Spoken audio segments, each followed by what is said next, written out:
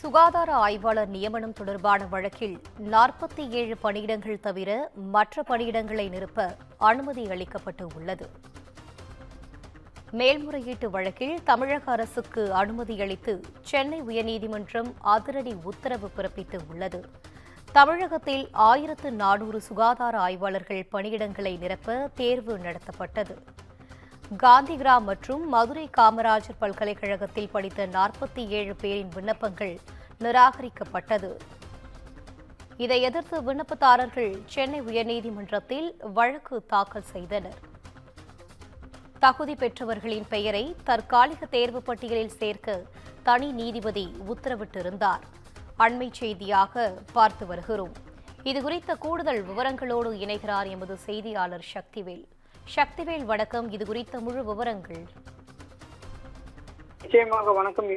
சுகாதார ஆய்வாளர் நியமனம் தொடர்பான வழக்கில் 47 பணியிடங்கள் தவிர மற்ற பணியிடங்களை நிரப்ப தமிழக அரசுக்கு அனுமதி அளித்து சென்னை உயர்நீதிமன்றம் உத்தரவிட்டுள்ளது. தமிழகத்தில் 1400 சுகாதார பணியாளர்களை நிரப்ப தேர்வு நடத்தப்பட்டது.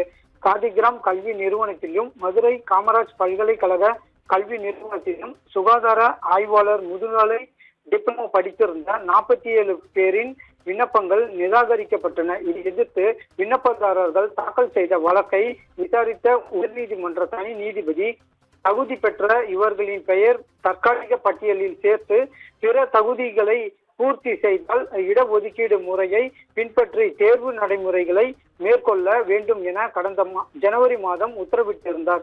இந்த உத்தரவை எதிர்த்து தமிழக சுகாதாரத்துறை சார்பிலும் மருத்துவ பணிகள் தேர்வு வாரியம் சார்பிலும் மேல்முறையீடு செய்யப்பட்டுள்ளது. அந்த மனுவில் கல்வி தகுதி சர்ச்சை வழக்கில் தொடர்புடைய 47 மனுதாரர்களுக்கு 47 பணியிடங்களை காலியாக வைத்திருக்க முடிவு செய்திருந்ததால் மீதமுள்ள பணியிடங்களை நிரப்ப அனுமதிக்க வேண்டும் என அரசு தரப்பில் கோரிக்கை விடுக்கப்பட்டது. இதனை ஏற்றுக்கொண்ட நீதிபதிகள் சுரேஷ்குமார் மற்றும் செந்தில்குமார் அடங்கிய அமர்வு சுகாதார ஆய்வாளர்கள் பணியிடங்களில் 47 பணியிடங்களை காலியாக வைத்துவிட்டு மீதமுள்ள பணியிடங்களை 69% இடஒதுக்கீடு முறையை பின்பற்றி நிரப்ப அனுமதி அளித்து உத்தரவிட்டுள்ளது. காலியாக வைத்திருக்கப்படும் 47 பணியிடங்களையும் இந்த மேல்முறையீட்டு வழக்கின் முடிவின் அடிப்படையில் மட்டுமே நிரப்ப வேண்டும் என உத்தரவிட்ட நீதிபதிகள் அரசின் மேல்முறையீடு வழக்கை இறுதியாக விசாரிப்பதாக தேதி குறிப்பிடாமல் ஒத்திவைத்தார்.